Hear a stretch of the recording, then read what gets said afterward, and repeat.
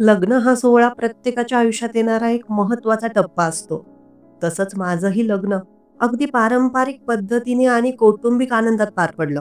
मनात अनेक स्वप्न होती, काही खास अपेक्षा होत्या, पण प्रत्येक इच्छा पूर्ण व्हावी असं जीवनात घडतच असं नाही. काही गोष्टी अपूर्णच राहतात.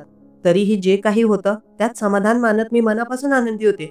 माझं लग्न होऊन मी सासरी आले या गोष्टीला आता 1 महिना उलटला होता. पण जसे दिवस पुढे सरकत होते, घरातल्या लोकांचे हावभाव हळूहळू बदलताना दिसू लागले. माझा नवरा, जो आधी माझ्याशी इतका प्रेमळ वागायचा, आता अगदी परक्यासारखा वागू लागला. त्याच्या वागण्यातला तो आपलेपणा कुठेतरी हरवत चालला होता. लग्नापूर्वी तो इतक्या गोड आणि आपुलकीने बोलायचा की मला वाटायचं, मला खरोखरच खूप चांगला जोडीदार मिळाला आहे. त्याच्या बोलण्यातून नेहमीच काळजी आणि प्रेम जाणवायचं. मला खरंच वाटलं होतं, मला चांगला नवरा मिळाला आहे. पण माझा तो गैरसमज होता. लग्नानंतर हळूहळू घरातल्या प्रत्येकाचे सूर बदलू लागले. नवऱ्याचं बोलणं, वागणं, नाही तर अगदी स्वभावच बदलल्यासारखा वाटू लागला. जणू तो आधीचा माणूस नव्हेच. एकदा संध्याकाळी नवरा बाहेरून आला. मी त्यांना जेवण वाढले. ते जेवू लागले. तेव्हा जेवण करत असताना ते म्हणाले, "रुपाली, घरात थोड्या पैशांची गरज आहे. तुझ्या मामा-मामीला सांग ना, पैसे की थोडे पैसे हवेत." मी विचारलं, "का? कशासाठी पैशांची गरज आहे?" "अगं, ते लोन घेतलं होतं ना, त्याचे हप्ते भरायचे राहिले आहेत. माझी पेमेंट उशिरा येणार आहे. 2-3 महिन्यांचं पेमेंट थकलं आहे. त्यामुळे. नाहीतर मी तुला सांगितलं नसतं." "अहो, पण मामा-मामीला कसं काय सांगू पैसे आणि मी कसे मागू त्यांना पैसे?" "अगं माग ना, तू बोलशील तर ते नकार नाही देणार." "किती पैसे हवेत?" "जास्त नाही, 80,000 रुपये." "अहो, एवढे पैसे? आत्ताच मामा-मामीने माझं लग्न केलंय. फक्त 1 महिना झालाय आपल्या लग्नाला. मामाने सर्व खर्च केला. त्यातच त्यांच्याकडचे सगळे पैसे संपले. ते आता एवढे पैसे कुठून देतील बरं?" "अगं, तुझ्या मामा-मामीकडे खूप पैसा आहे. तू एकदा विचार, ते तुला नाही म्हणणार नाहीत. हे बघ, गरज आहे म्हणून सांगतोय. नाहीतर मी तुला सांगितलं नसतं." "अहो पण, बरं बघते विचारून." मग मी माझ्या मामाला फोन केला आणि पैशांबद्दल सांगितलं. मामाकडे पैसे होते की नाही माहीत नाही, पण त्यांनी मला नकार दिला नाही आणि लगेच 80,000 रुपये पाठवून दिले. मी ते पैसे नवऱ्याला दिले. नवरा खूप खुश झाला. पुढचे 2-3 दिवस तो माझ्याशी खूप प्रेमाने बोलू लागला. पण त्यानंतर त्याचं वागणं पुन्हा बदललं. घरात सासू आणि नणंदही होत्या. त्या तर मला एखाद्या मोलकरणीप्रमाणे वागवायच्या. सकाळपासून उठले की कामाला लागायचे. दिवसभर सगळं काम मलाच करावं लागायचं. सासू आणि नणंद दोघी कशालाच हात लावायच्या नाहीत. घरातल्या कामांची सगळी जबाबदारी माझ्यावरच होती. पण मी मुकाट्याने सर्व काही करायचे. काही महिन्यांनी एकदा माझा नवरा आणि सासू म्हणाले, "आपल्याला एक प्लॉट विकत घ्यायचा आहे. त्यासाठी काही पैशांची गरज आहे. घरात 2-3 लाख रुपये आहेत, पण अजून पैसे लागतील." तेव्हा नवरा म्हणाला, "रुपाली, तू एक काम कर ना. तुझ्याकडचं लग्नातलं ते सोनं ते गहाण ठेव. त्यातून 3-4 लाख रुपये तरी मिळतील. नंतर आपल्याकडे पैसे आल्यावर तुझं सोनं सोडवून आणू." मी सुरुवातीला नकार दिला. पण सासू म्हणायला लागली, "अगं रुपाली, सोनं जवळ ठेवून काय वाढणार आहे? प्लॉट घेतला तर त्याची किंमत वाढेल. नंतर पैसे आल्यावर तुझं सोनं सोडवून घेऊ." शेवटी नवऱ्याने आणि सासूने मला समजावलं आणि मी सर्व सोनं त्यांच्या हवाली केलं. नवऱ्याने सर्व सोनं गहाण ठेवून प्लॉट विकत घेतला. मी त्यांना पैसे दिले किंवा मामा-मामीकडून पैसे आणले तेव्हा ते माझ्याशी गोड-गोड बोलायचे. पण काही दिवसांनी त्यांचं वागणं आणि बोलणं पुन्हा बदलायचं. लग्नानंतर 2-3 महिन्यांनी मी माहेरी मामा-मामीकडे आले. पण त्यांना मी काही सांगितलं नाही. उगाच मामा-मामीला सांगितलं तर ते टेन्शन घेतील, काळजी करतील. त्यांच्या या म्हाताऱ्या वयात कशाला त्यांना आता त्रास द्यायचा. माझ्या नशिबात जे होणार होतं ते झालं. दिवस, महिने, वर्ष निघत गेली. सासरी माझी अशी परिस्थिती झाली की मला स्वइच्छेने श्वास घेणंही मुश्किल झालं.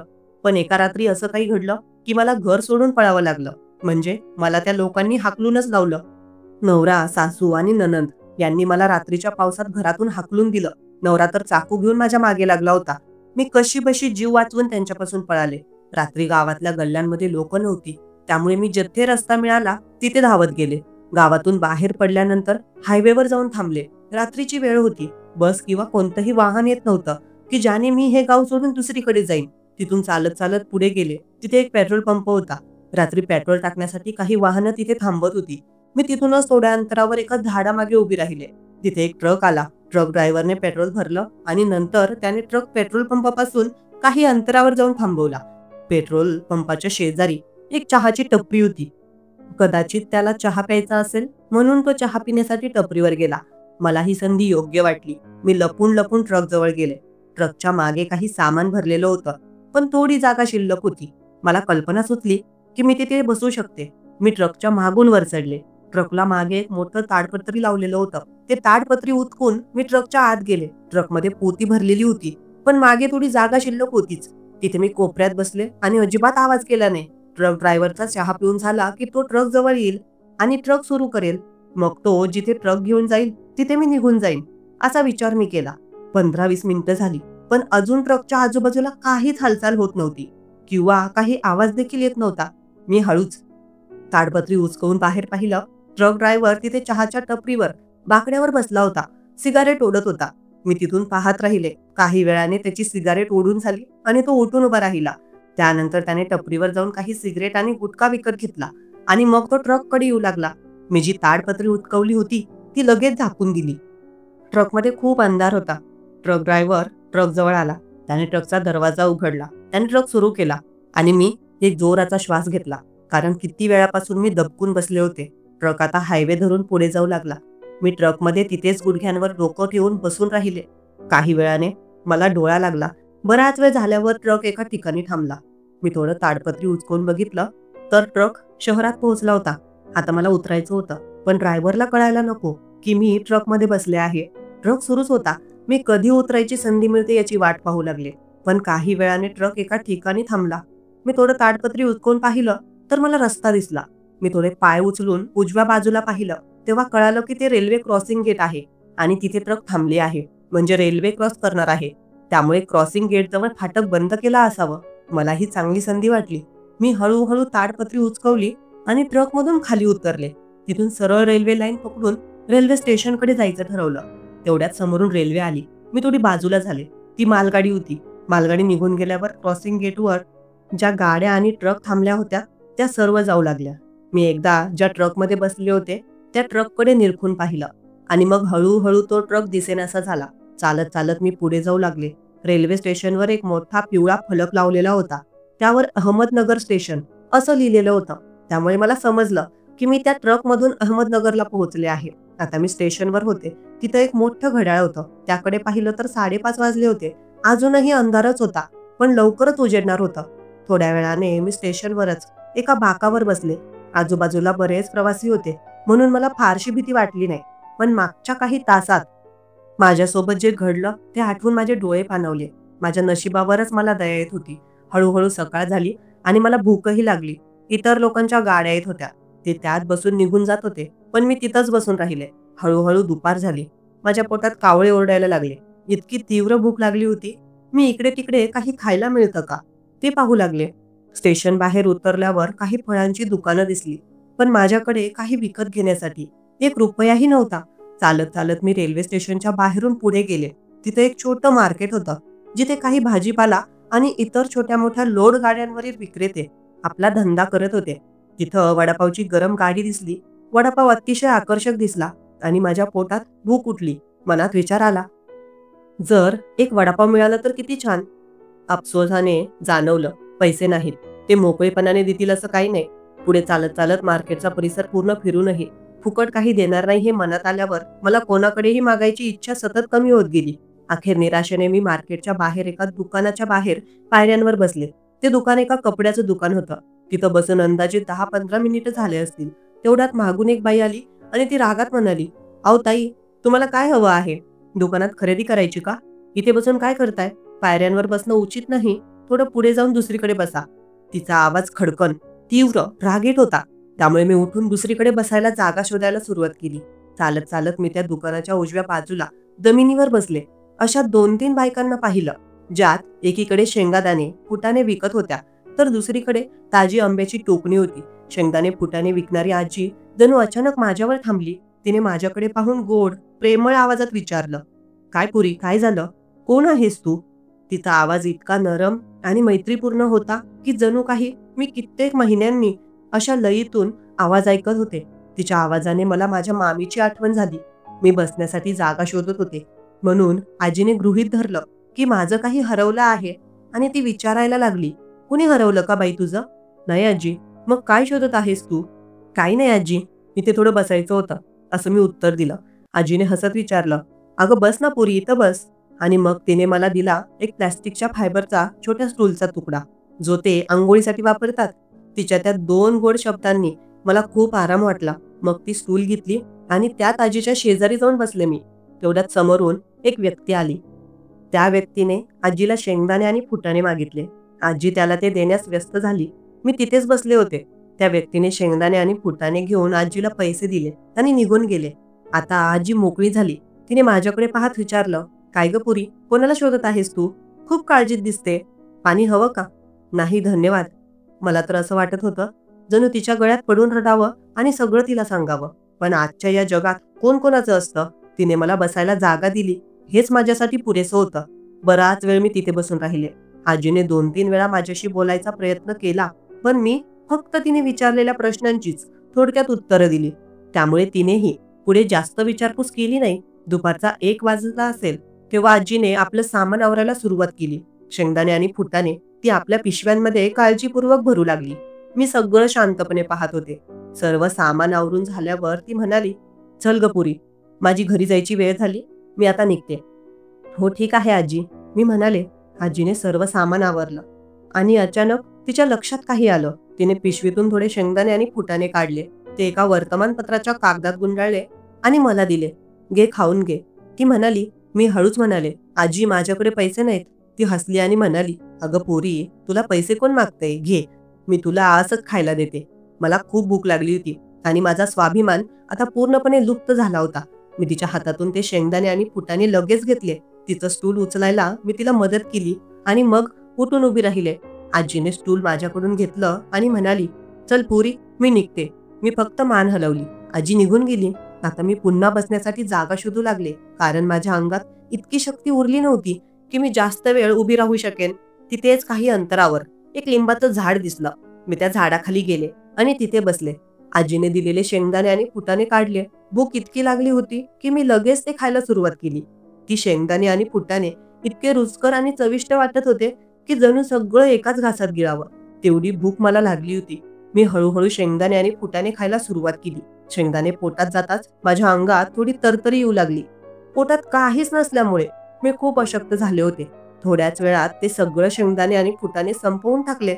आता पिण्यासाठी पाणी हवं होतं. मी उठले आणि पाण्याचा शोध घेऊ लागले. थोड्या अंतरावर एक छोटंसं हॉटेल दिसलं. तिथे जाऊन पाणी पिण्याचं ठरवलं.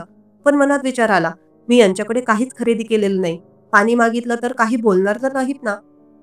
तरीही पाण्यासाठी कुणी नकार देत नाही हे मला माहित होतं. म्हणून हिम्मत करून मी त्या हॉटेलमध्ये गेले. तिथे एक नळ होता. मी ग्लास उचलला, नळातून पाणी भरलं आणि प्यायले. ते हॉटेल नाश्त्याचं होतं. तिथे वडापाव, समोसे असे गरमागरम पदार्थ तळले जात होते. त्यांचा सुगंधित वास पसरला होता. त्या वासानेच मला त्या पदार्थांचा आस्वाद घ्यावासा वाटू लागला. थोड्या वेळाने एक मुलगा माझ्या जवळ आला आणि म्हणाला, "काही हवं का तुम्हाला? काय ऑर्डर आहे सांगा." मी हळूच म्हणाले, "काही नाही." आता तिथे थांबणं योग्य वाटलं नाही. मी लगेच तिथून बाहेर पडले. आता काय करावं मला काहीच कळत नव्हतं. इकडे तिकडे फिरत राहिले. दुपारभर मी त्या लिंबाच्या झाडाखाली बसून राहिले. संध्याकाळ होईल तेव्हा काय होईल याची चिंता मला सतावू लागली. शेंगदाणे आणि फुटाण्यांमुळे पोटाला थोडा आधार मिळाला होता, पण मनातलं टेन्शन कमी होत नव्हतं. मी लिंबाच्या झाडाखाली बसले होते. तिथून काही लोक इकडे तिकडे ये जा करत होते. जवळच असलेल्या हॉटेलमधून पदार्थांचा खमंग वास येत होता, जो माझ्या भुकेला आणखी चेतवत होता. थोड्या वेळाने काही लहान मुलं तिथून जाताना दिसली. त्यापैकी एका मुलाच्या हातात वर्तमानपत्रात गुंडाळलेला वडापाव होता. कदाचित त्याला तो खायचा नव्हता, म्हणून त्याने तो वडापाव वर्तमानपत्रासह झाडाखाली फेकला. मी ते सगळं पाहत होते. मुलं पुढे निघून गेली, पण माझ्या पोटातली भूक आता अनावर होऊ लागली. मी वारंवार त्या फेकलेल्या वडापावकडे पाहत होते. मनात विचार आला, जाऊन तो उचलून खाऊन टाकावा, पण एका मनाने नकार दिला. तर दुसरं मन म्हणत होतं, जा उचल आणि खाऊन टाक. भूकच तेवढी लागली आहे. माझ्या मनात द्वंद्व सुरू झालं. तो वडापाव उचलून खाऊ की नाही? शेवटी मी तो उचलला नाही. कदाचित माझ्या मनात कुठेतरी थोडा का होईना आत्मसन्मान शिल्लक होता. बराच वेळ मी तिथेच बसून राहिले. आता संध्याकाळ होत आली होती. कदाचित 5 वाजले असावेत. रस्त्यावर काही लोक भाज्या आणि इतर सामान विकायला येऊ लागले. त्यांनी आपापलं सामान पसरवून विक्री सुरू केली. मी तिथेच बसले होते. तेव्हा अचानक माझ्या कानावर एक आवाज पडला, "अगं पोरी, तू इथेच बसली आहेस अजून?" मी उजव्या बाजूला वळून पाहिलं तर तीच आजी होती, जिने मला दुपारी शेंगदाणे आणि फुटाणे खायला दिले होते. मी तिच्याकडे पाहिलं, पण माझ्याकडे उत्तर द्यायला काहीच नव्हतं. ती पुन्हा म्हणाली, "काय गं पुरी, तू अजून इथंच आहेस? गेली नाहीस?" तिच्या प्रश्नांना उत्तर द्यायला माझ्याकडे शब्द नव्हते. म्हणून मी शांत राहिले. ती म्हणाली, "इथे बसून काय करतेस? इकडे माझ्याजवळ ये आणि बस." असं म्हणून ती आपल्या जागेकडे निघून गेली. मी तिच्याकडेच पाहत राहिले. ती तिच्या जागेवर जाऊन बसली, जिथे ती शेंगदाणे आणि फुटाणे विकायची. तिने मला हाताने इशारा करत पुन्हा बोलावलं, "इकडे ये." मी माझ्या जागेवरून हळूहळू उठले आणि तिच्याकडे जाऊ लागले. तिने मला तोच लहानसा स्टूल दिला, जो तिने दुपारी दिला होता. मी त्यावर बसले. ती माझ्याजवळ येऊन म्हणाली, "काय गं पुरी, तू कोण आहेस? अशी एकटी वाऱ्यावर का बसली आहेस? कोणाची वाट पाहतेस का? कुणी हरवलं आहे का? की तुझं घर विसरली आहेस तू?" मी हळूच म्हणाले, "नाही आजी, तसं नाही." मग ती म्हणाली, "मग कसं आहे? सांग मला. माझ्याकडून काही मदत होऊ शकली तर मी नक्की करेन." तिच्या या बोलण्याने माझ्या मनात थोडी आशा निर्माण झाली. कदाचित तिच्याजवळ मी माझं दुःख सांगू शकेन असं वाटू लागलं. "आजी, मी या गावची नाही. माझं गाव दुसरं आहे." मी हळूच म्हणाले, "हो का?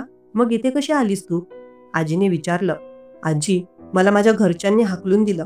घरातून काढून टाकलं.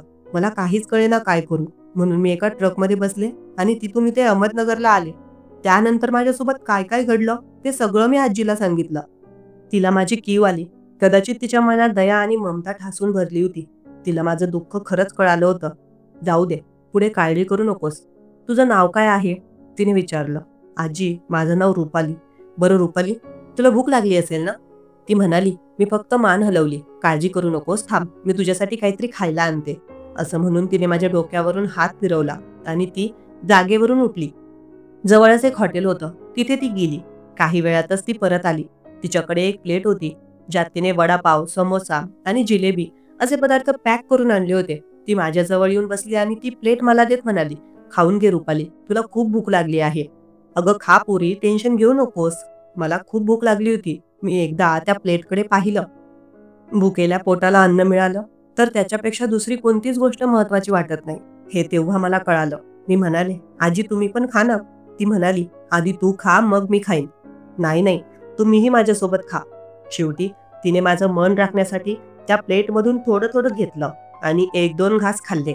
मग मीही खायला सुरुवात केली. काही वेळातच सगळे पदार्थ संपवले. वडापाव, समोसा, जिलेबी सगळं अतिशय चविष्ट होतं. काही वेळ मी तिथेच बसून राहिले. तेव्हा आजीने विचारलं, "आता कुठे जाशील पुरी?" "आजी, मला कुठे जायचं हे माहीत नाही. कदाचित रात्री पुन्हा रेल्वे स्टेशनवर जाईन आणि तिथे झोपेन." आजीच्या डोळ्यात माझ्याबद्दल दुःख दिसलं. तिला खरंच माझी मदत करावीशी वाटत होती. ती म्हणाली, "रुपाली, तुझी काही हरकत नसेल तर तू माझ्यासोबत माझ्या घरी येऊ शकतेस." तिने हे जे काही सांगितलं त्यावर मला विश्वासच बसत नव्हता. पण ती खरं बोलत होती हे मला जाणवत होतं. माझ्याकडे तिच्यासोबत जाण्याव्यतिरिक्त दुसरा कोणताच पर्याय नव्हता. संध्याकाळी 8 वाजेपर्यंत आजीने तिचा धंदा केला. मग उरलेले शेंगदाणे आणि फुटाणे तिने काळजीपूर्वक आपल्या पिशव्यांमध्ये पॅक केले. सामान उचलत ती म्हणाली, "चल माझ्यासोबत घरी." मी थोडा विचार केला, जावं की नको, पण मला यापेक्षा दुसरा चांगला मार्ग दिसत नव्हता. मी गप्प बसून तिच्यासोबत निघाले. तिच्याजवळची एक पिशवी मी माझ्या हातात घेतली. काही अंतर चालत चालत थोड्या वेळाने आजी एका घरासमोर थांबली. जिथे आम्ही गेलो तो परिसर साधारण होता. घरं खेड्यासारखी, छोटी छोटी आणि एकमेकांना खेटून होती. गल्ल्या इतक्या अरुंद होत्या की त्यातून एखादी कारही जाऊ शकणार नाही. तिथे राहणारे लोक कदाचित गरीब परिस्थितीचे असावेत असं वाटत होतं. एका घराजवळ आम्ही थांबलो. आजी म्हणाली, "पोरी, हे माझं घर आहे." मी एकदा तिच्या घराकडे पाहिलं. ते घर थेट रस्त्याला लागून होतं. 2 पायऱ्या चढल्या की लगेच दरवाजा. आजीने पायऱ्या चढून दरवाजाचं कुलूप उघडलं आणि आत गेली. मलाही तिने आत बोलावलं. घरात गेल्यावर पाहिलं तर घर खूपच छोटं होतं. फक्त 2 खोल्या. पुढच्या खोलीत एक टीव्ही, पलंग, 2 प्लास्टिकच्या खुर्च्या आणि भिंतीवर टांगलेले काही फोटो होते. मागच्या खोलीत स्वयंपाकघर, वटा आणि एक छोटंसं स्नानगृह होतं. माझ्यासाठी हे घर जणू बंगलाच होतं. आजीने स्वतः कुलूप उघडलं. यावरून मला वाटलं की ती कदाचित एकटीच राहत असेल. पण घरात काही पुरुषांचे कपडे टांगलेले दिसले, ज्यामुळे माझ्या मनात प्रश्न निर्माण झाला की कदाचित इथं अजून कोणीतरी राहतं का? घरात गेल्यानंतर आजीने सर्व सामान एका कोपऱ्यात ठेवलं आणि म्हणाली, "रुपाली, हे आहे माझं घर." "हो का? छान आहे आजी." "बरं, तू बस पलंगावर. खूप दमली असशील. तुला हातपाय धुवायचे का?" "हो आजी," मी उत्तर दिलं. मग तिने मला बाथरूम दाखवलं. मी बाथरूममध्ये जाऊन हातपाय धुतले आणि फ्रेश झाले. तिने चहा ठेवला आणि मग चहा उकळल्यानंतर तो चहा 2 कपात ओतून घेऊन ती आली. मी तिथेच पुढच्या खोलीत खुर्चीवर बसले होते. तिने मला चहाचा कप दिला आणि स्वतः एक कप घेतला. आम्ही दोघांनी चहा पिला. आजीने चहा खूप छान बनवला होता. त्यानंतर ती माझ्या हातातला चहाचा कप घेऊ लागली. मी म्हणाले, "असू द्या आजी, मी ठेवते." तिच्या हातातून तरी पण मी चहाचा कप घेतला आणि किचनमध्ये गेले. तिथे काही भांडी पडलेली होती. मी म्हणाले, "आजी, हे सर्व भांडी धुवून टाकू का मी?" "अगं राहू दे, आत्ताच तर आली आहेस. तू जा, पुढे पलंगावर बस. थोडा आराम कर." "अगं नाही आजी, मी मदत करते ना तुम्हाला." "अगं, करशील मदत, एवढी काही घाई नाही." "बरं, ठीक आहे, तुम्ही म्हणाल तसं." "आजी, एक सांगू का?" "अगं सांग ना." "आजी, मला अंघोळ करायची होती." "होय का? ठीक आहे, कर ना मग." "पोरी, हे बघ, मी तुझ्यासाठी गरम पाणी ठेवते." तिने माझ्यासाठी गरम पाणी ठेवलं. थोड्या वेळातच पाणी गरम झालं. ती म्हणाली, "हे घे पाणी." मी ते गरम पाणी बाथरूममध्ये जाऊन एका बादलीमध्ये ओतलं आणि त्या बाथरूममध्ये अंघोळ करायला बसले. ते बाथरूम म्हणजे खेडेगावात मोऱ्या असतात त्या प्रकारचं होतं. त्याला दरवाजा वगैरे काहीच नव्हता. खोलीच्या त्रिकोणी कोपऱ्यात फक्त एक भिंत होती. ती भिंत पण खांद्यापर्यंतच उंच आणि त्या भिंतीची एक बाजू मोकळीच होती. मी अंघोळ करायला बसले. तेवढ्यात आजी म्हणाली, "अगं, अंघोळ झाली का? काय कपडे नेसशील? थांब, मी तुला एक साडी काढून देते." मी अंघोळ संपवली. आजीने मला एक साडी दिली. अंघोळ झाल्यानंतर मी ती साडी नेसून घेतली. त्यानंतर आजीने स्वयंपाक केला आणि आम्ही दोघींनी मिळून जेवण केलं. आजीने मला झोपायच्या वेळेस पलंगावरच झोपायला लावलं. मी नाही म्हणत होते, पण ती म्हणाली, "अगं नाही, मी खालीच झोपते. मला बाई काही पलंगावर झोपायची सवय नाही." मी म्हणाले, "मग ठीक आहे आजी, मी पण तुमच्यासोबत पलंगावर नाही तर खालीच झोपते." सगळं काही आवरल्यानंतर आम्ही खालीच हातपाय धरून अंथरून टाकलं आणि तिथे झोपलो. मी खूप दमले होते. अंगात खूप थकवा होता आणि झोपायला एवढी छान जागा मिळाली. त्यामुळे जमिनीवर अंग टाकताच मला तर झोप लागली. दुसऱ्या दिवशी सकाळी उठल्यावर मी घरात झाडू वगैरे मारला. चहा पाणी झालं. आजी स्वयंपाकाला लागली होती. मी तिला म्हणत होते, "मी मदत करते." पण आजीने माझं ऐकलंच नाही.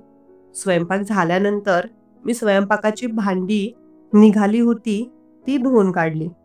माझ्या मनामध्ये मात्र प्रश्न होता, की आजी या घरामध्ये एकटी राहते की तिच्यासोबत अजून कोणी राहतं?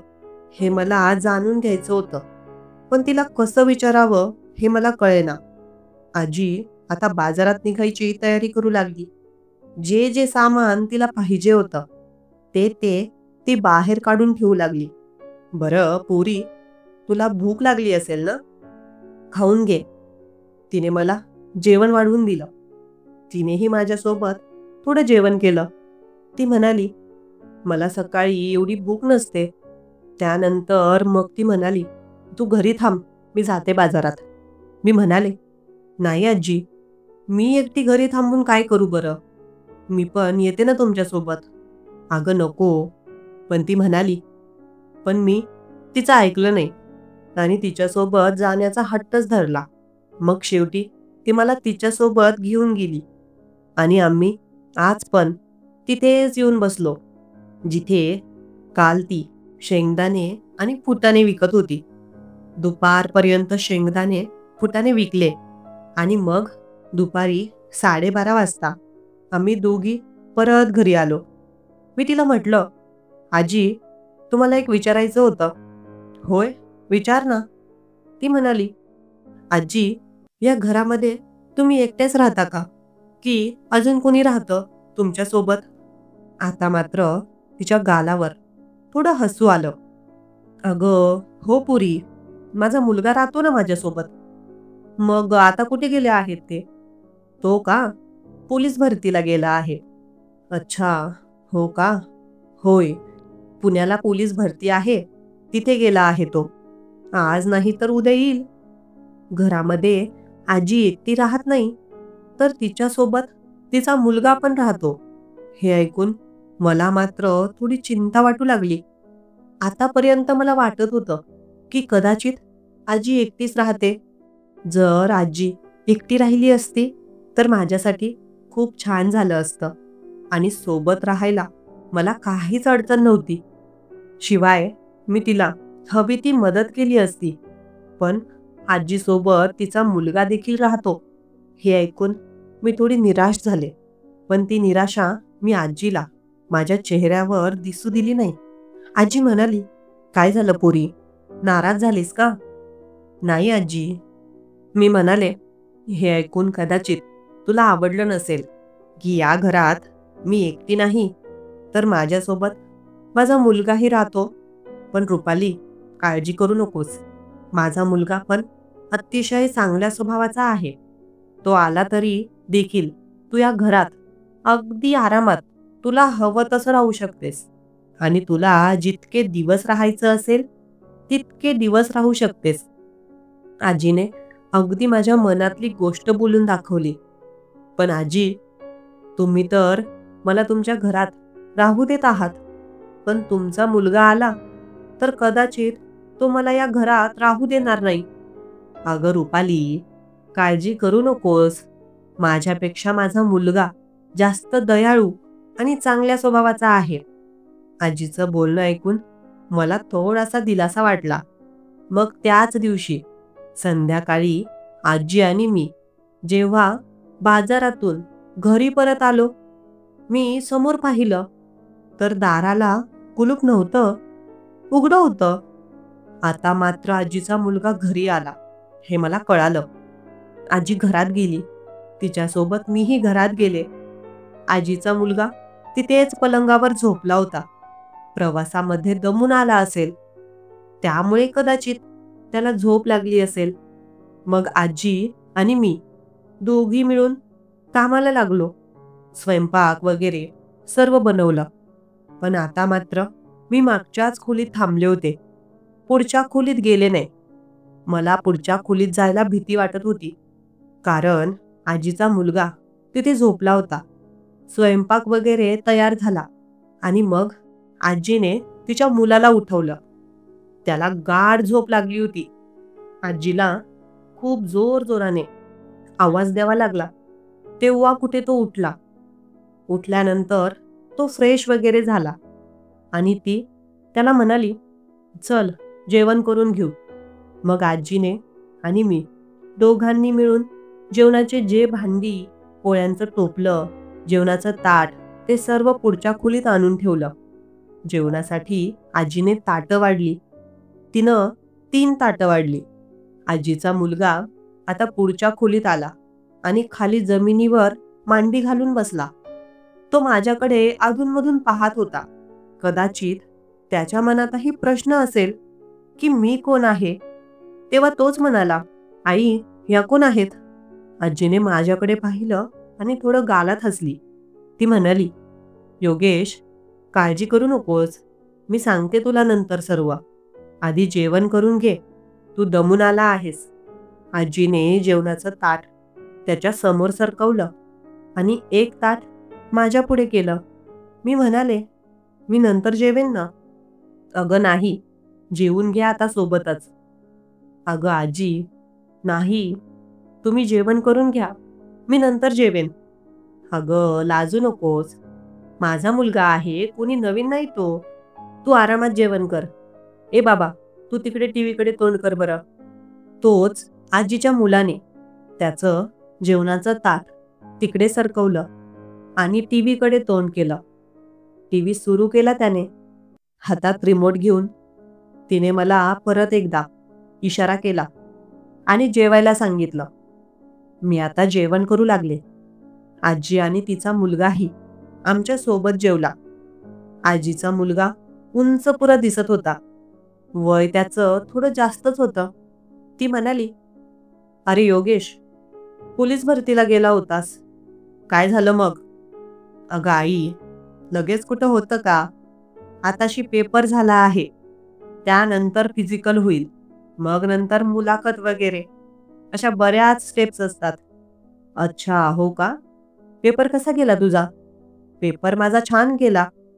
पास तर होशील ना पेपरमध्ये? होय गाई, नक्की पास होईल. मी मात्र पटापट जेवण करून घेतलं. जेवढं आजीने पहिल्यांदा ताटामध्ये वाढून दिलं होतं, तेच संपवलं. नवीन भाजी, पोळी घेतली नाही. आजीला देखील कळालं, की मी थोडी लाजत आहे. म्हणून त्यानंतर मी मग जेवणाचे ताटं वगैरे उचलले. त्या दोघांचंही जेवण झालं होतं. आजीचा मुलगा पलंगावर जाऊन बसला. आजी, तुम्ही बसा इथे खुर्चीवर आरामात. मी आवरून घेते सगळं काम. मग मी भांडी, घरात झाडू मारणं, फरचं पुसणं, सर्व काम फटाफट आवरून घेतलं. कामाची तर मला सवयच होती. आजी म्हणाली, "रुपाली, आपण रोज जसं खाली झोपतो तसंच झोपू. योगेश वरती पलंगावर झोपेल. मग मी खाली जमिनीवरच आमच्या दोघींची अंथरुणं टाकली. आजीचा मुलगा पलंगावर झोपला आणि आम्ही दोघी तिथेच खाली जमिनीवर अंथरूण टाकून झोपलो. रोज मला छान झोप लागायची.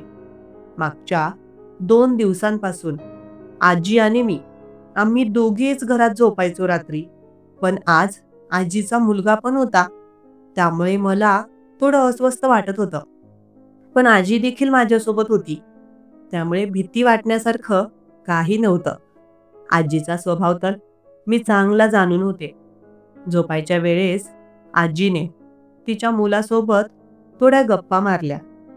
त्याला विचारलं, "तिथं भरतीला गेला होतास? काय काय झालं?" त्याने सर्व काही सविस्तर तिला सांगितलं. आजीचा मुलगा अतिशय शिस्तबद्ध होता. बोलण्यावरून अंदाज येत होता की त्याचा स्वभाव देखील चांगलाच असेल. त्या रात्री मी थोडी भीतभीतच झोपले. दुसऱ्या दिवशी सकाळी नेहमीप्रमाणे कामं झाली. आजी आणि मी बाजारात निघालो. दुपारी जेव्हा घरी आलो तर आजीचा मुलगा नव्हता. कुलूप होतं घराला. मला थोडा दिलासा वाटला. दुपारी आम्ही दोघींनी जेवण वगैरे आटोपलं आणि संध्याकाळी 4:30 वाजता परत बाजारात गेलो. शेंगदाणे, फुटाणे विकण्यासाठी. आता मी आजीला बऱ्यापैकी मदत करायची. बाजारात शेंगदाणे, फुटाणे विकण्यामध्ये आणि घरातलं काम आवरण्यात देखील आजीचा स्वभाव इतका गोड आणि आपुलकीचा होता, जणू काही मला माझी आई मिळाली आहे असा भास व्हायचा. घराच्या आजूबाजूला इतर लोकांनी तिला विचारलं, "ही नवीन आलेली बाई कोण आहे तुमच्या घरात?" आजीने सांगून दिलं की माझ्या नातलगांमधली आहे. काही दिवस इथेच राहणार आहे ती आता. आणि तसं आजी मला घरातून बाहेर देखील जाऊ देत नसे. घरातून बाहेर निघालो की आजी माझ्यासोबतच असायची. आजीचा मुलगा पण एका ठिकाणी नोकरी करत असेल. तो सकाळी जायचा आणि संध्याकाळी घरी यायचा. एके दिवशी रविवार होता. रविवारच्या दिवशी आजी देखील तिचं शेंगदाणे विकण्याचं बंद ठेवत असे. त्या दिवशी आजीच्या मुलाला देखील सुट्टी होती. आम्ही घरीच होतो. सकाळी आजीने मला सांगितलं, "मस्त पोहे आणि देशी तुपाचा शिरा नाश्त्याला बनव." मी मस्त पोहे आणि देशी तुपाचा शिरा बनवला. आम्ही तिघांनी मिळून नाश्ता वगैरे केला. मी घरातलं सर्व काम पाहत होते. आता आजी मस्त आराम करायची. दुपारच्या वेळेस सर्व काही झालं. तेव्हा आजी म्हणाली, "रुपाली, किती दिवस झाले तू या घरात आली आहेस, पण माझ्या ज्या जुन्या साड्या आहेस त्याच दिसत आहेस. तर एक काम कर, तुझ्यासाठी मस्त 2-3 नवीन साड्या घेऊन ये." "अहो, नको आजी." "अगं, तू नाही म्हणू नकोस. तू पण माझ्यासोबत काम करतेस. तू काही या घरात फुकट रिकामी बसून खात नाहीस. हे बघ, अंगावर 2 कपडे चांगले असणं गरजेचं आहे. ऐक माझं." "ठीक आहे आजी, तुम्ही म्हणाल तसं. चला, तुम्ही पण माझ्यासोबत." "अगं नाही, मला आजच्या दिवशी आराम करू दे थोडा. रोजच बाहेर असते मी." "अगं आजी, मग मी एकटी कशी जाऊ?" "बरं, मला जास्त माहिती पण नाही इथे. अगं, तुला एकटीला जायला थोडी सांगत आहे मी. योगेश घेऊन जाईल तुला सोबत. काळजी करू नकोस.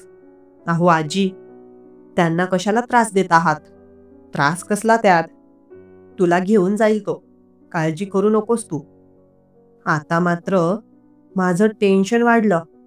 आजीच्या मुलासोबत, योगेश सोबत जायचं म्हटल्यावर माझ्या अंगावर काटा उभा राहिला.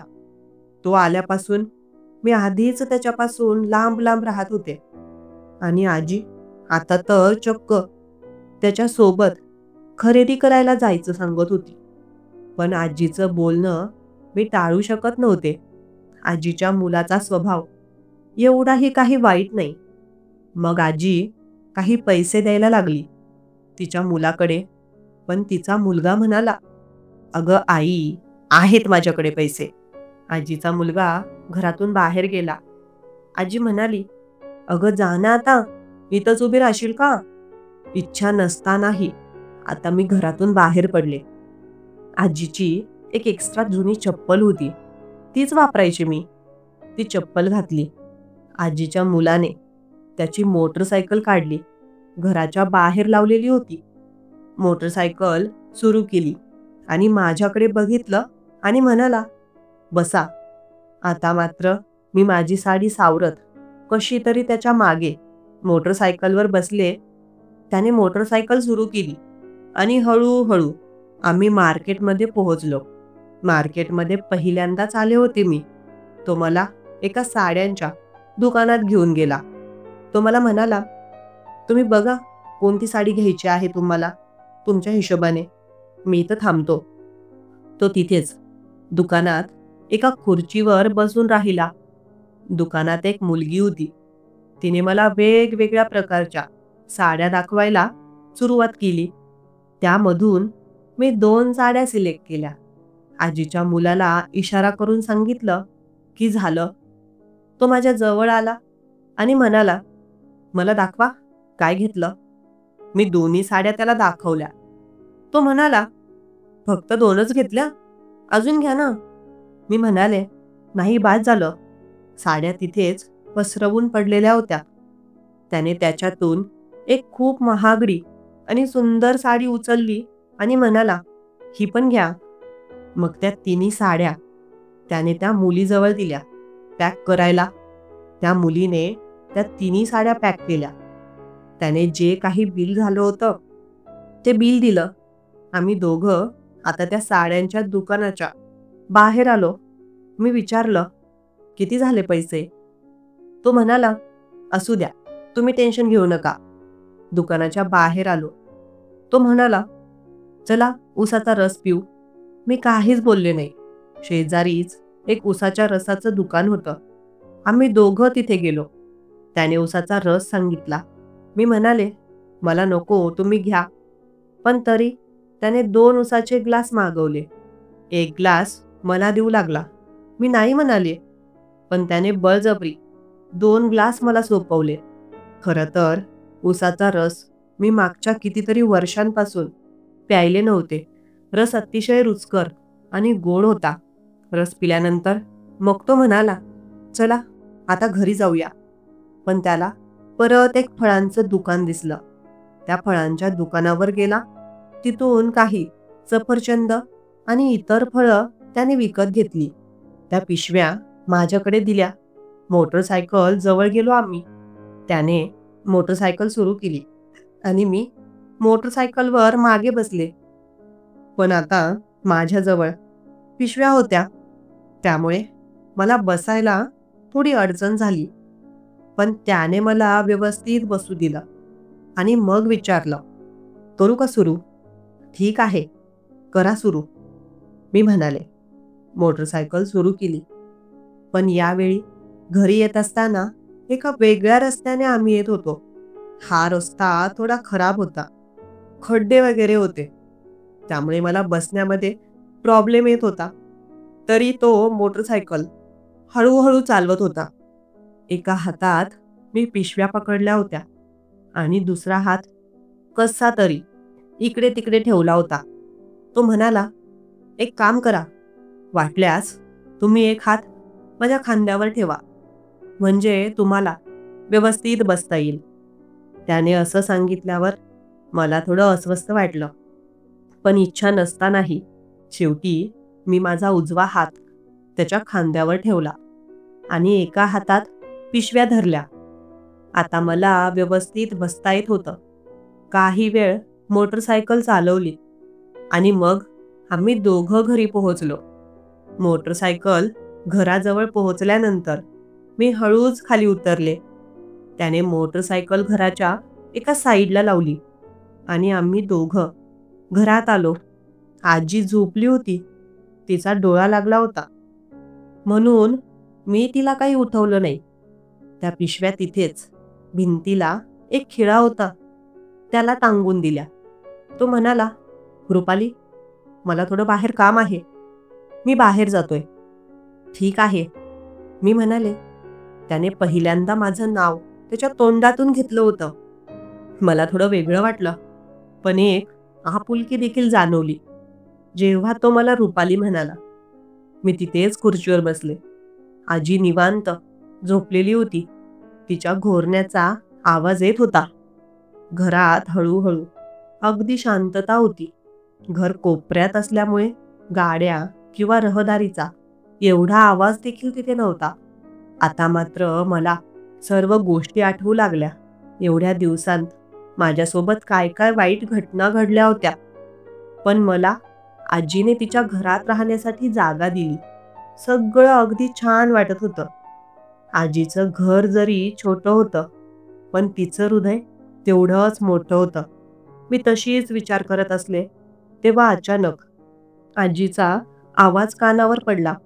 "काय ग पोरी, काय विचार करत आहेस?" मी आश्चर्यचकित होऊन आजीकडे पाहिलं. "काही नाही. उठलात आजी तुम्ही?" "होय, उठले की. झाली माझी झोप. बघ, किती दिवस छान झोप झाली नव्हती. दुपारी आज मस्त झोप झाली." "बरं, केव्हा आलीस तू आणि योगेश?" "थोड्या वेळापूर्वीच आलो आम्ही." "योगेश कुठे गेला?" "तो बाहेर गेला. त्यांचं काहीतरी काम होतं बाहेर." "हो का? आणल्यास का तू साड्या?" "होय, आणल्या ना. दाखव बरं मला." मी त्या खिळ्याला टांगलेली पिशवी काढली आणि आजीला त्या साड्या दाखवल्या. आजी म्हणाली, "छान आहेत साड्या." आणि ती महागडी आणि चांगली साडी हातात घेतली आणि म्हणाली, "ही साडी खूप आवडली मला." "हो का आजी? मी तर या 2च घेत होते, पण तुमच्या मुलानेच ही साडी घेतली." मी नाही म्हणत होते, पण त्यांना ही साडी आवडली, त्यामुळे घेतली. "हो का? म्हणजे छान आहे बाई, योगेशची आवड पण." आजी थोडी हसतच म्हणाली, "बरं चल, तुला आराम करायचा असेल तर कर. मी चहा बनवते आता मस्त." "नाही नाही, तुम्ही बसा ना आजी, मी बनवते." "अगं, कर थोडा आराम पण." मी आजीचं ऐकलं नाही. मस्तपैकी चहा ठेवला. चहा झाल्यानंतर थोड्या वेळाने आजीचा मुलगाही बाहेरून आला, योगेश. त्यालाही चहा दिला मी. त्यानंतर आजी म्हणाली, "चल, तू नवीन साड्या आणल्या आहेत ना, त्यावर तुझ्या मापाचे ब्लाऊज शिवायला टाकून येऊ आपण. माझ्या ओळखीची एक बाई आहे, ती बघ लवकरच देईल ब्लाऊज." मग आजी आणि मी त्या साड्या घेऊन त्या बाईकडे गेलो. ती बाई त्याच गल्लीत राहायची. तिचं दुकान नव्हतं, घरातच ब्लाऊज वगैरे शिवायचं काम करायची. तिथे जाऊन मग आजीने माझ्यासाठी 3 ब्लाऊज शिवायला सांगितले. संध्याकाळी आजीने सांगितलं, "मस्त खीरपुरी बनव." मग मी मस्त खीरपुरी बनवली. सर्व स्वयंपाक मीच केला. जेवायच्या वेळेस आजी आणि योगेशला माझ्या हातचा स्वयंपाक खूप आवडला. मलाही त्यांनी माझं कौतुक केलेलं खूप छान वाटलं. संध्याकाळीच त्या बाईचा फोन आला. तिने सांगितलं, "2 ब्लाऊज शिवून झाले आहेत, घेऊन जा." मग आजीने मला म्हणाली, "जा रुपाली, तू घेऊन ये.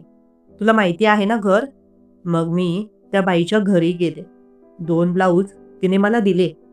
पैसे द्यायची गरज पडली नाही, कारण आजीने तिला आधीच पैसे दिले होते. घरी आल्यानंतर आजीला ते ब्लाऊज दाखवले. आजी म्हणाली, खूप छान दिसतील तुझ्यावर. मग जेवण वगैरे तर झालंच होतं आमचं. मग नेहमीप्रमाणे आजीचा मुलगा पलंगावर आणि आम्ही दोघी जमिनीवर, अशा पद्धतीने आम्ही झोपी गेलो. दुसऱ्या दिवशी मी उठले, आजी उठली होती. तिची अंघोळ वगैरे झाली होती. मग तिने मलाही उठवलं. ब्रश वगैरे करून मी अंघोळ करण्यासाठी बाथरूममध्ये जाऊ लागले. तेव्हा आजी म्हणाली, "अगं रुपाली, जी नवीन साडी आणली आहेस ना, ती नको नेसू. आता जुन्या साड्या नेसणं बस झालं." मग नव्या साड्यांमधून एक साडी मी घेतली. अंघोळ वगैरे झाली आणि ती नवीन साडी नेसले. त्यावर नवीनच ब्लाऊज घातलं. साडी नेसून मी बाहेर आले. पण आजी नव्हती. कारण आजी देवपूजेसाठी बाहेर गेली होती वाटतं. ती रोज जायची देवपूजा करण्यासाठी. बाहेर त्याच गल्लीमध्ये एक मंदिर होतं, जिथे ती जात असायची. थोड्या वेळाने मग लगेच आजीचा मुलगाही उठला. त्याने अंघोळ वगैरे केली. मी नाश्त्यासाठी तयारी करत होते. थोड्या वेळाने आजी आली. मी नाश्ता पुढच्या खोलीत जाऊन ठेवला. एक प्लेट नाश्ता योगेशच्या हातामध्ये दिला आणि दुसरी प्लेट आजीच्या हातामध्ये देऊ लागले. आजीने मला डोळे भरून पाहिलं आणि म्हणाली, "बाई ग, पोरी, किती सुंदर दिसत आहेस तू." आजी उभी राहिली आणि तिने माझ्या डोक्यावरून हात फिरवून माझी नजर काढली. आजी तिच्या मुलाकडे पाहून म्हणाली, "तो खुर्चीवर बसून नाश्ता करत होता. अरे बघ ना, योगेश, किती सुंदर दिसते रुपाली." मी मात्र लाजले. त्याच्याकडे पाहिलंच नाही. मी म्हणाले, "आजी, तुम्ही करा नाश्ता." आणि मी किचनमध्ये जाऊन तिथलं काही काम होतं ते आवरू लागले. आजीने तिथे मला आवाज देऊन म्हणाली, "अगं पोरी, तू पण नाश्ता करून घेणार ना?" "होय, करते," मी म्हणाले. पण माझं मन खूप भरून आलं होतं. आजपर्यंत असं प्रेम मला फक्त माझ्या मामा आणि मामीकडून मिळालं, जे मला या घरात मिळत होतं. मागची काही वर्ष माझ्यासाठी खूप कठीण होती. माझा नवरा तर माझ्यासोबत कधीच नवऱ्यासारखा वागत नसे. सोबत सासू आणि नणंद, त्या तर मला घरातली मोलकरीण समजायच्या. नेहमी त्यांचा आवाज वरचढ असायचा. त्यांनी कधीच मला सुनेप्रमाणे त्या घरात वागवलं नाही. मी अंगावरच्या साडीकडे परत परत बघायचे. थोडंफार काम होतं ते काम करत होते आणि स्वतःबद्दलच विचार करत होते. पण या घरात मला जे काही प्रेम मिळालं होतं, ते माझ्यासाठी अतिशय अनमोल होतं. स्वतःबद्दल विचार करत करतच माझ्या भावना अनावर झाल्या आणि नकळतच माझ्या डोळ्यात अश्रू आले. मी किचनमध्ये एकटीच होते, त्यामुळे ढसाढसा अश्रू गाळू लागले. तिथून माझं लक्ष पुढच्या खोलीकडे देखील होतं. अचानक कोणी येणार नाही ना, या गोष्टीबद्दल मी दक्ष होते. डोळ्यात आलेले अश्रू पटापट पुसायचे, पण अश्रू थांबण्याचं नाव घेत नव्हते. काही वेळाने आजी तिथे आली आणि म्हणाली, "काय ग, तू अजून कामच करत आहेस? खाल्लं नाहीस तू अजून? चल, खाऊन घे बरं आधी." "होय, खाते ना," मी म्हणाले. पण माझा आवाज खूप जड होता. ती म्हणाली, "काय झालं तुला रुपाली?" "काही नाही." मी भांडी उचलली आणि धुण्यासाठी घेऊन गेले. पण तिने मला आवाज दिला आणि म्हणाली, "इकडे ये. एवढी भांडी धुवून घेते ना मी." "नाही, आधी इकडे ये." मी आता एकदा पदराने डोळे पुसून घेतले आणि आजीजवळ गेले. "काय ग, काय झालं तुला? एवढी नाराज का आहेस?" "नाही, कुठे नाराज आहे?" आजीने माझ्याजवळ येऊन माझ्या गालावरून हात फिरवला आणि म्हणाली, "रुपाली, तुला जर काही वाटलं तर अगदी मन मोकळेपणाने सांगायचं. असं समजायचं की हे तुझंच घर आहे. कोणी काही बोललं का तुला? योगेश काही बोलला का तुला?" "काय रे योगेश, रुपालीला काही बोललास का तू?" "नाही, काहीच नाही. मी काहीच नाही म्हणालो." तो म्हणाला. आजीने माझ्याकडे पाहिलं आणि माझा चेहरा हातात पकडला. ती म्हणाली, "काय झालं पोरी तुला?" आता मात्र माझे अश्रू परत अनावर झाले. माझ्या डोळ्यातून अश्रू निघायला लागले. मी मात्र माझं रडणं आणि माझ्या डोळ्यातले अश्रू थांबवू शकले नाही. आजी म्हणाली, "अगं अशी रडतेस का? सांग बरं मला काय झालं ते." ती माझ्या जवळ आली आणि तिने मला तिच्या छातीला लावलं, अगदी कवटाळून. मी तिला मिठी मारली. तिला मिठी मारून मी तिच्या खांद्यावर डोकं ठेवून ढसाढसा रडू लागले. योगेश पण तिथं आला. तो म्हणाला, "काय झालं आहे?" "अरे काही नाही. हे बघ ना, काय झालं सांगत पण नाही आणि फक्त रडते." "अगं रुपाली, काय झालं सांग तरी." योगेश म्हणाला. मी आजीच्याच खांद्यावर डोकं ठेवलं होतं.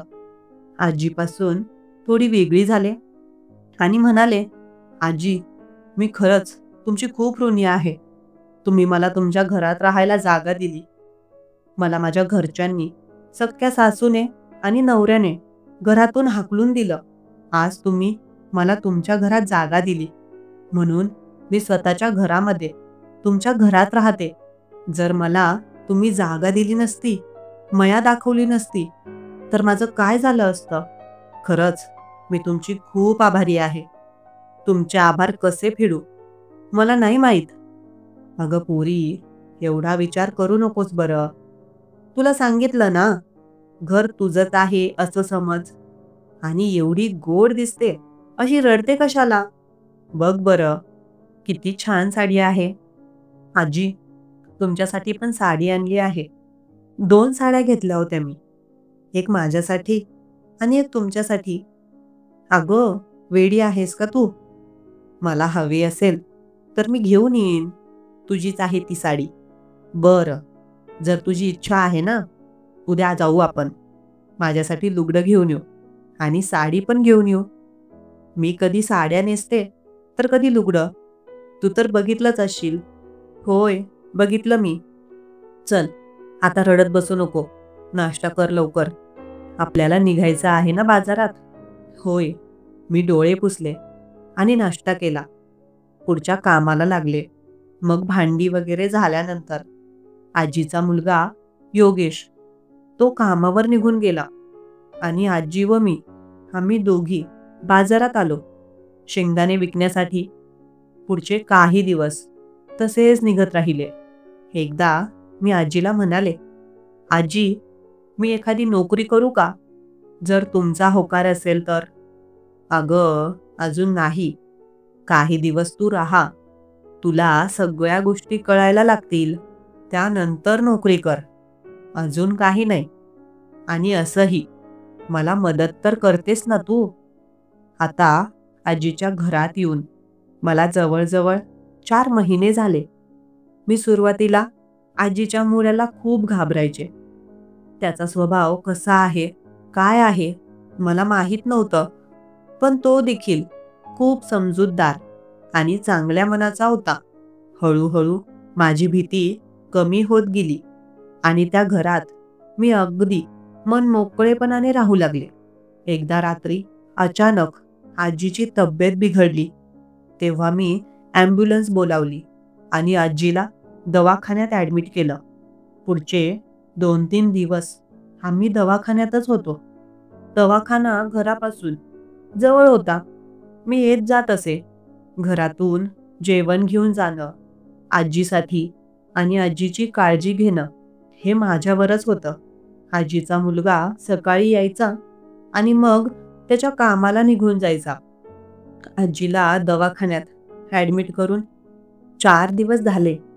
तिला अशक्तपणा आलेला होता आणि तिच्या पांढऱ्या पेशी कमी झालेल्या होत्या. तेव्हा मीच आजीला म्हणाले, "तुम्हाला जास्त दिवस आता दवाखान्यात राहण्याची गरज नाही. औषधं घेऊन आणि व्यवस्थित घरी काळजी घेतली की तुम्ही चांगल्या व्हाल."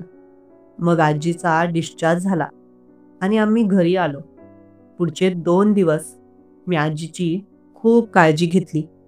आजीला काही ग्लुकोज, सलाईन्स वगैरे देखील मी घरीच लावल्या. तेव्हा आजी आणि तिचा मुलगा खूप आश्चर्यचकित झाले. ते म्हणाले, "तुला कसं काय माहिती हे सर्व?" "अहो, मी नर्स आहे." मी म्हणाले. हे ऐकून आजीचा मुलगा आणि आजी आश्चर्यचकित झाले. तेव्हा योगेश म्हणाला, "म्हणजे रुपाली, तुम्ही नर्स आहात? तुमचं शिक्षणही बरंच झालं असेल." "होय, ग्रॅज्युएशन झालं. त्यानंतर मी नर्सिंग केलं. कारण आजकाल नोकऱ्या पण मिळत नाहीत. मी आधीच नर्सिंग करायला हवं होतं, पण ग्रॅज्युएशन नंतर केलं." "आणि मग तुमचे आई-वडील कुठे राहतात?" योगेशने हा प्रश्न विचारला. आता मात्र माझ्याकडे याचं उत्तर नव्हतं. परत मी खूप नाराज झाले. आजी म्हणाली, "अरे, काहीतरीच काय विचारतो तिला?"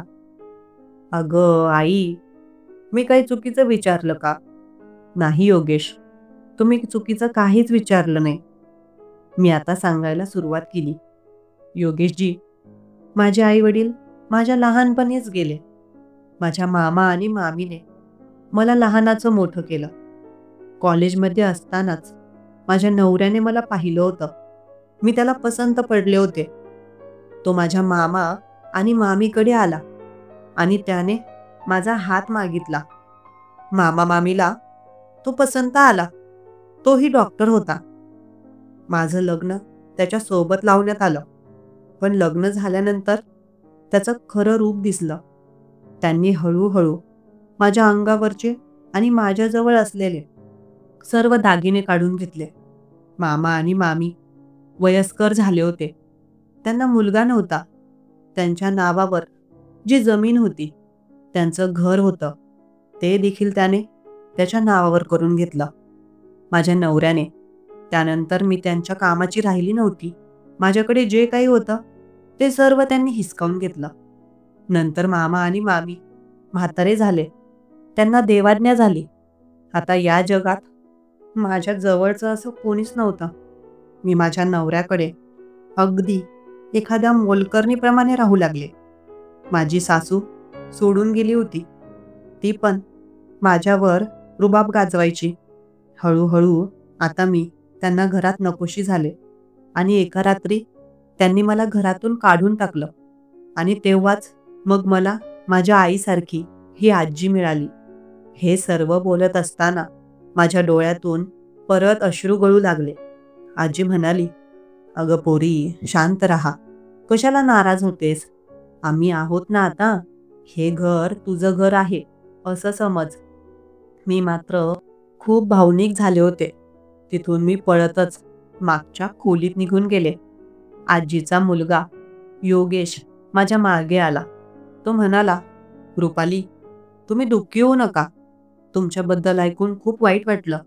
भूतकाळात जे झालं ते विसरा आणि आता असं समजा की हे तुमचं स्वतःचं घर आहे." मी खूप हळवी झाले होते. माझ्या डोळ्यातून अश्रू यायला लागले. तो माझ्या जवळ आला. तिथे त्याने एक हात माझ्या खांद्यावर ठेवला आणि मला समजावलं.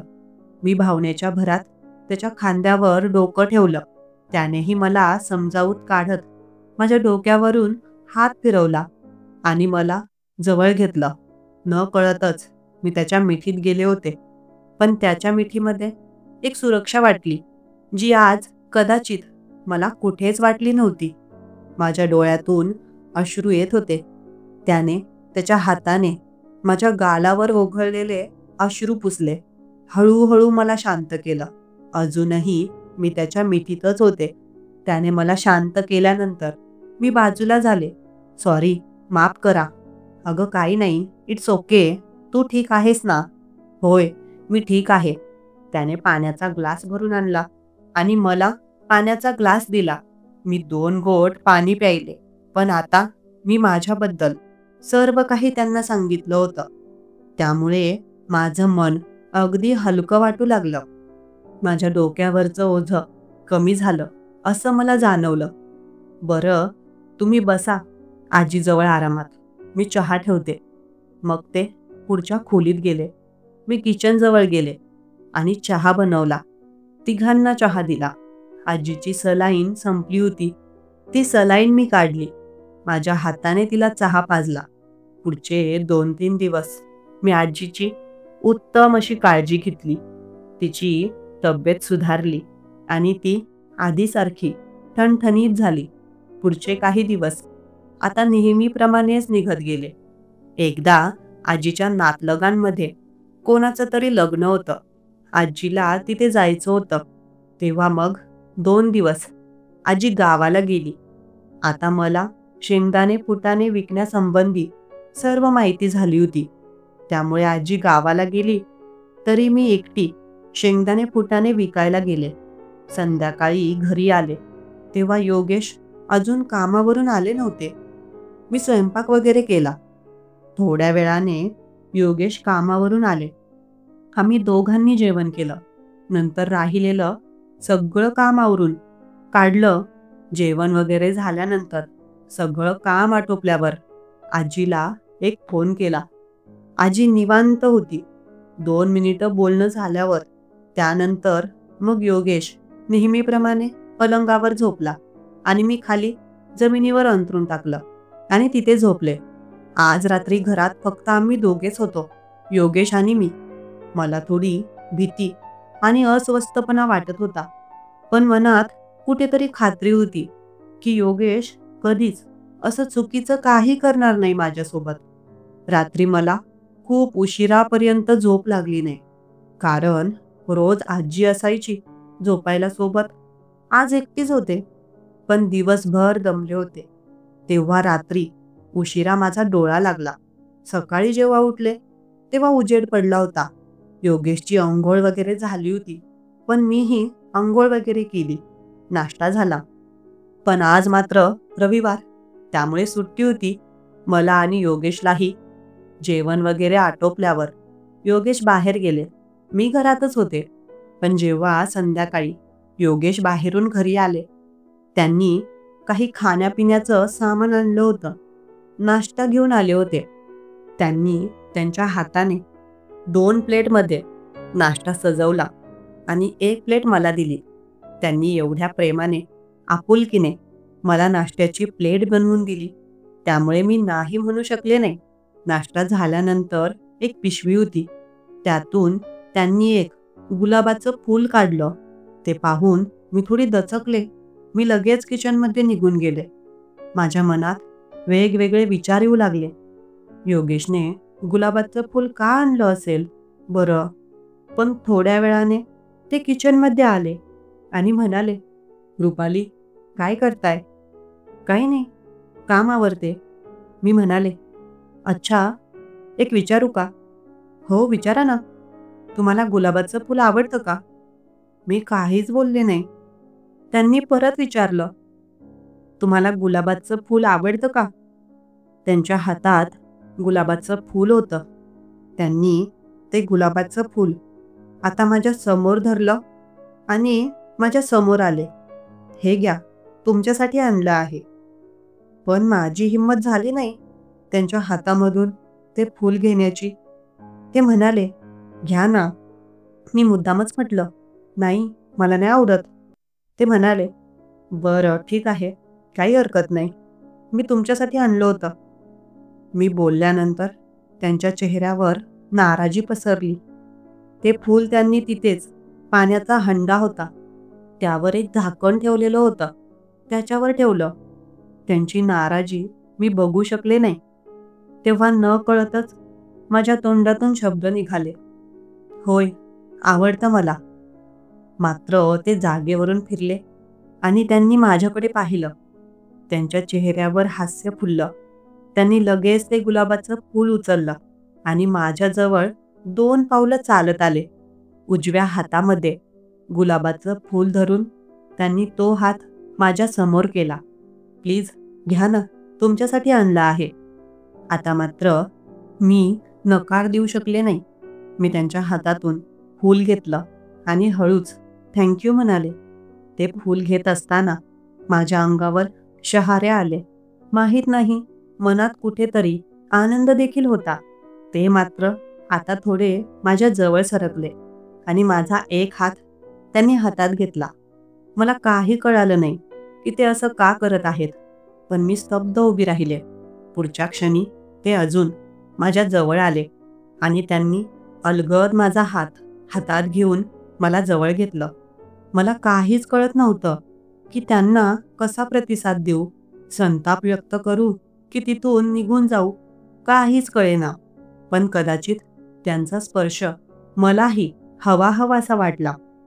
पण मनात कुठेतरी शंका येत होती की काहीतरी चुकतंय माझं. पुढच्या क्षणी ते माझ्या जवळ आले आणि त्यांनी मला घट्ट मिठी मारली. "अहो योगेश, काय करत आहात? रुपाली, तुम्ही मला खूप आवडता." "अहो, पण मी आधी विवाहित आहे, हे तुम्हाला ठाऊक आहे." "रुपाली, तुमच्या भूतकाळात जे घडलं, ते घडलं. त्याच्यात आपण काही बदल करू शकत नाही. पण आता कदाचित भविष्यात बदल घडवू शकतो आपण." असं म्हणून त्यांनी त्यांचे ओठ माझ्या ओठांवर ठेवले. त्यांचा स्पर्श खूप नाजूक आणि प्रेमळ होता.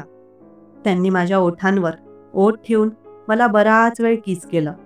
काही क्षणांसाठी मी पण स्वतःला विसरले होते. त्यांच्या मिठीत एक अस्वस्थता आणि आपलेपणा होता. पण काही वेळानंतरच मला असं वाटलं की माझं काहीतरी चुकतंय आणि मी त्यांच्यापासून वेगळी झाले. तिथून मी आता सरळ पुढच्या खोलीत आले. ते देखील पुढच्या खोलीत आले आणि म्हणाले, "रुपाली, मी आलोच बाहेरून." मी फक्त मान हलवली. ते आता बाहेर निघून गेले. मी शांतपणे श्वास घेतला. अचानक योगेश यांनी मला गुलाबाचं फूल आणि माझ्याबद्दल प्रेम देखील व्यक्त केलं. ही गोष्ट माझ्यासाठी छान होती, पण हे एवढं सोपं वाटत नव्हतं. मला मनात कुठे ना कुठे भीती देखील होती की योगेश यांच्या आईला जर हे कळालं तर त्या काय म्हणतील. योगेश यांच्याशी जवळीक साधून त्यांचा आईचा विश्वास मी तोडू शकत नव्हते. संध्याकाळ झाली, पण योगेश आले नाहीत. मी स्वयंपाक वगैरे बनवून ठेवला. तेव्हा उशिरा योगेश घरी आले. मी त्यांना जेवायला वाढलं, पण आता आम्ही एकमेकांशी काहीच बोलत नव्हतो. त्यांचं जेवण झालं त्यानंतर त्यांनी फक्त एक शब्द मला विचारला, "रुपाली, तुम्ही जेवलात का?" "होय, जेवते आता." मग मी किचनमध्ये बसूनच जेवण करून घेतलं. बराच वेळ मी तिकडेच वेळ काढत राहिले. रात्री झोपण्याची वेळ झाली तेव्हा कशी तरी हिंमत काढून पलंगाच्या शेजारी अंथरूण अंथरलं आणि झोपले. दुसऱ्या दिवशी सकाळी सोमवार होता. नाश्ता वगैरे आणि सर्व आटोपून मी शेंगदाणे विकण्यासाठी निघून गेले. योगेश आपल्या कामाला गेले होते. संध्याकाळी घरी आले तेव्हा आजी गावाहून परतली होती. आता पुढचे दिवस असेच निघू लागले. घराच्या आजूबाजूला काही लोक राहायचे. त्यांच्यामध्ये देखील माझ्याबद्दल आणि योगेशबद्दल कुजबूज सुरू झाली होती.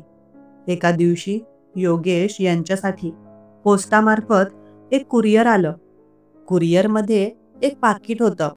त्यांनी ते पाकिट उघडून पाहिलं तर त्यांचा आनंद गगनात मावेनासा झाला. कारण त्यांचं सिलेक्शन झालं होतं.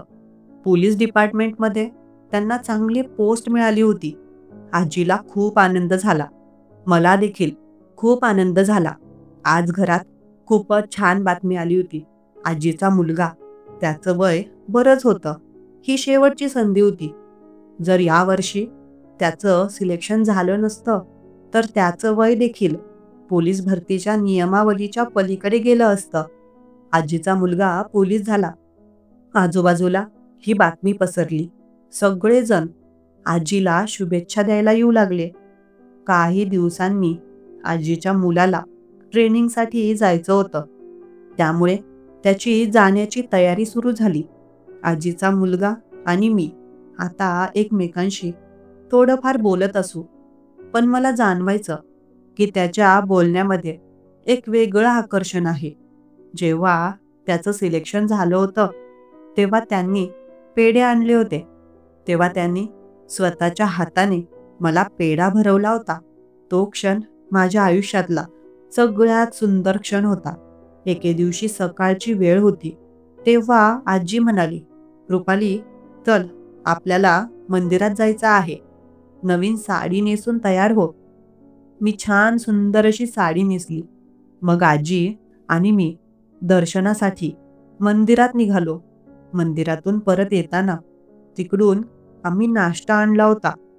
मंदिरातून आल्यावर फ्रेश झालो आणि नाश्ता वगैरे झाला. तेव्हा आजी म्हणाली, "रुपाली, तुझ्याशी काही बोलायचं आहे." "होय, बोला ना."